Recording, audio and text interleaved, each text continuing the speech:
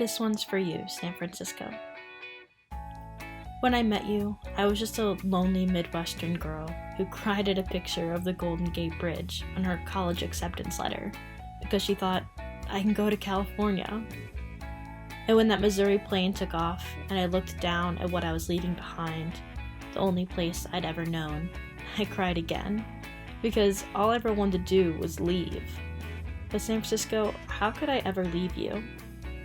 With you, I have truly been myself for the first time in my life, without any apologies and without regrets. You've allowed me to explore and learn about myself in ways I never could before. You are freedom. There is so much of you that is me that I'm overflowing.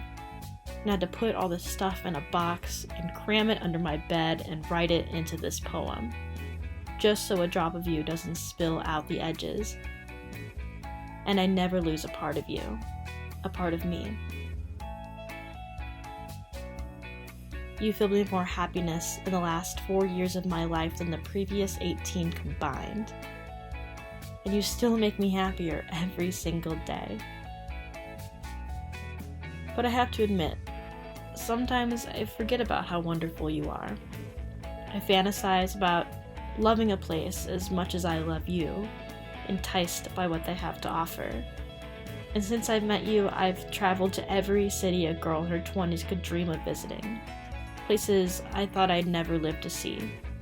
And nothing feels like you. You are fire escapes to rooftop views of the bay, and icy roaring waves that splash against my toes and thighs, and make me screech with joy. You are the wind blowing through my already frizzy hair from my seat on a cable car. You are twinkling lights and soaring buildings that hug me tighter than anyone ever has. Hell, you saw me get drunk for the first time, geared up in sweatshirts and pants at the edge of Ocean Beach in true San Francisco fashion.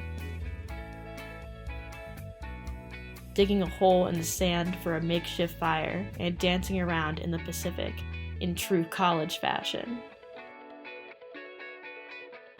But most of all, thank you for the people you've brought into my life.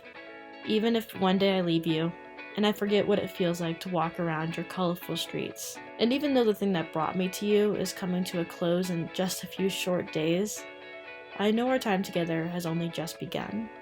That no matter where I go, or how my life may change, you'll always be here for me, welcoming me with foggy skies and crisp ocean air, reminding me that you'll always be my home. Thank you, San Francisco.